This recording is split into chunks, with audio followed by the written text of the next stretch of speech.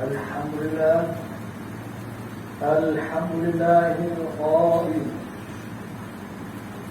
وإلى ثمود أخاهم صالحا قال يا قوم اعبدوا الله ما لكم من إله غيره وأنشأكم من الأرض واستعمركم فيها فاستغفروه ثم توبوا إليه إن ربي قريب مجيب أشهد أن لا إله إلا الله وحده لا شريك له وأشهد أن محمدا عبده ورسوله اللهم صل وسلم على سيدنا محمد وعلى آله وصحبه أجمعين أما بعد يا عباد الله أوصيكم وإياي بتقوى الله فقد فاز المتقون قال الله تعالى في كتابه العزيز يا أيها الذين آمنوا اتقوا الله حق تقاته ولا تموتن إلا وأنتم muslimun. Dan jemaah kaum muslimin yang dirahmati Allah, saya menyeru kepada sidang jemaah yang dihormati sekalian, marilah sama-sama kita meningkat ketakwaan kepada Allah Subhanahu wa taala dengan melaksanakan segala tujuannya dan meninggalkan segala larangan dan tegahannya. Mudah-mudahan kita sentiasa berada dalam rahmat dan keridhaan Allah Subhanahu wa taala. Kita masih berada dalam bulan Rabiul Awal, bulan kelahiran Nabi Muhammad SAW.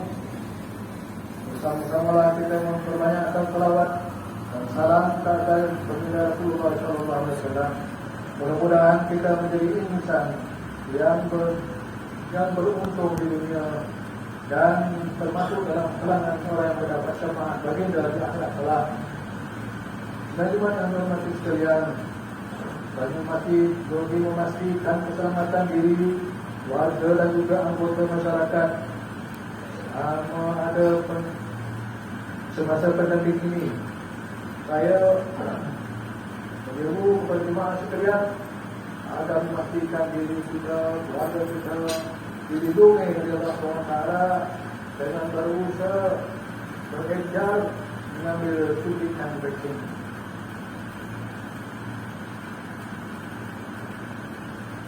Dan teman yang dihormati sekalian, pada hari ini bersempena sambutan Hari Alam Cipta Negara pada 21 Oktober 2021, aku ingin mengajak para jemaah sekalian untuk menghayati khutbah yang bertajuk Alam Sekitar Tanggungjawab Bersama. Dan jemaah yang dihormati sekalian, alam merupakan salah satu ciptaan Allah Subhanahu wa taala yang sangat menakjubkan. Bumi yang luas dijadikan tempat tinggal manusia dan hidup dan kehidupan yang lain. Gunung gadang sebagai pasak bumi, tumbuh-tumbuhan sebagai sumber makanan dan ubat-ubatan, hujan sebagai sumber air. Demikian juga dengan hewan darat dan di lautan sebagai sumber rezeki kepada manusia. Sesungguhnya kehidupan yang berada di alam ini telah diberikan peranan masing-masing bagi mewujudkan keseimbangan alam. Allah SWT menyuruh manusia untuk memakmurkan bumi dengan menjalani kehidupan secara harmoni dengan alam sekitar.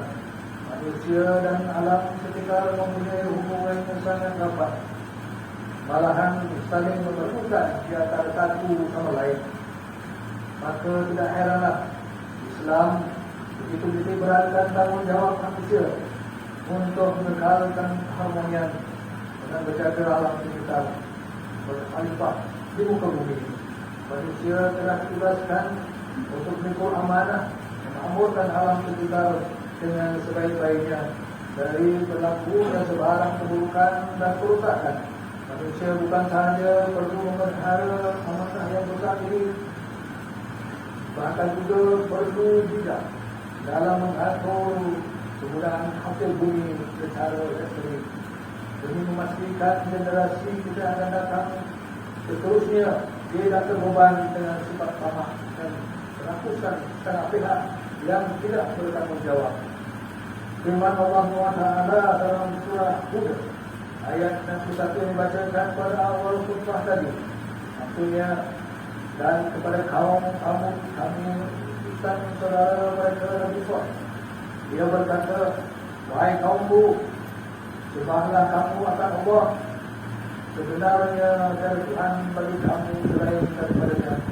Dialah yang menjadikan kamu dari bahan-bahan bumi serta menghendaki kamu memakmurkannya. Oleh itu, mintalah ampun kepada Allah dari perbuatan syirik. Kemudian kembalilah kepadanya dengan taat dan takut. Sesungguhnya Tuhanku tiada dekat lagi berjasa untuk menenangkan permohonan hamba. Bila jemaah yang dirahmati sekalian, dalam sebuah hadis Rasulullah SAW yang bermaksud dunia ini hijau dan cantik, dan Tuhan telah melantik kamu sebagai pengurusnya. Dia melihat apa yang kamu lakukan. Hadis riwayat Imam Muslim. Dan jemaah yang dirahmati sekalian, tadi yang disebutkan daripada Al-Quran hadis ini dengan jelas menyatakan bahawa Islam telah memberikan satu penekanan berdasarkan kepada manusia menghormati bumi dan mengurus alam sekitar. Keseimbangan alam sekitar dan ekosistem harus dititikberatkan dalam merancang pembangunan dan kemajuan negara. Namun persoalan timbul, sejauh manakah rasa tanggungjawab kita untuk memelihara alam sekitar ini wujud dalam diri kita. Yang dimana dimuliakan,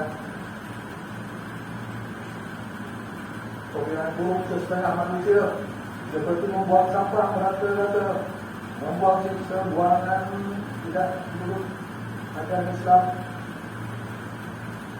seperti membuang sampah ke dalam sungai dan laut, melepaskan asap hilang tanpa lapisan, menceroboh hutan secara berkuasa, menjalankan aktiviti pembangunan secara tidak terancang, melakukan pembakaran terbuka dan berbagai kerosakan yang lain tidak pasti memberi kesan kepada alam sekitar. Akibatnya berlakulah peningkatan suhu, pencemaran air dan udara, banjir, tanah runtuh, keputusan flora dan fauna, serta perubahan cuaca yang tidak menentu, dan akhirnya akan menjadikan kehidupan manusia. Bagaimana firman Allah SWT dalam surah Al-Rum, A'udzubillahi minasyaitonir rajim, Zahara al-fasada fil barri wal bahri bima kasabat aydin nasi liyuziqahum ba'dal ladzi ya'malu 'alahum yarji'un. Maksudnya telah timbul berbagai kerosakan dan bala bencana di darat dan di lautan dengan sebab apa yang telah dilakukan oleh tangan-tangan manusia. Timbulnya yang demikian kerana Allah nak berasakan kepada mereka sebahagian dari balasan perbuatan-perbuatan yang buruk yang mereka telah lakukan, supaya mereka kembali insaf dan berubah.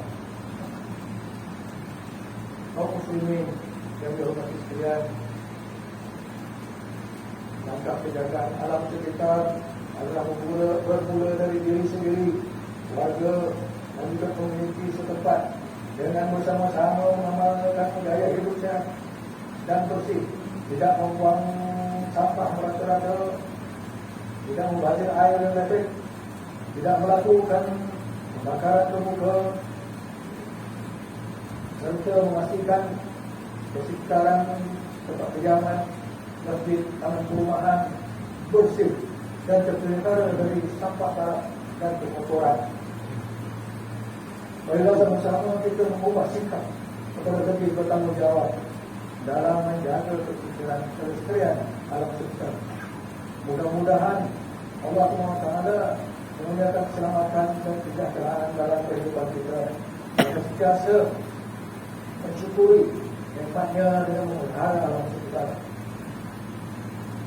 Dengan itu marilah kita sama-sama menghayati firman Allah SWT dalam Al-Quranul Karim yang maksudnya, dan apa jua yang menimpa kamu dari sesuatu kesusahan atau pada bencana, maka ia adalah disebabkan apa yang kamu lakukan dari perbuatan-perbuatan yang salah dan berdosa, dan dalam pada itu Allah maafkan sebahagian dari dosa-dosa kamu. A'udzubillahi minasyaitonir rajim.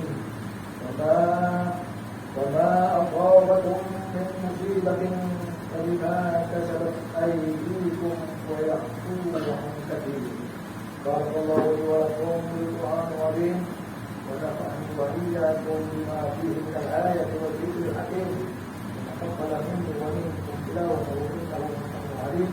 Aqulu qawli hadha wa astaghfirullahal 'azim li wa lakum ولسائر المسلمين والمسلمات والمؤمنين والمؤمنات الأحياء منهم والأموات فاستغفروه إنه هو الغفور الرحيم.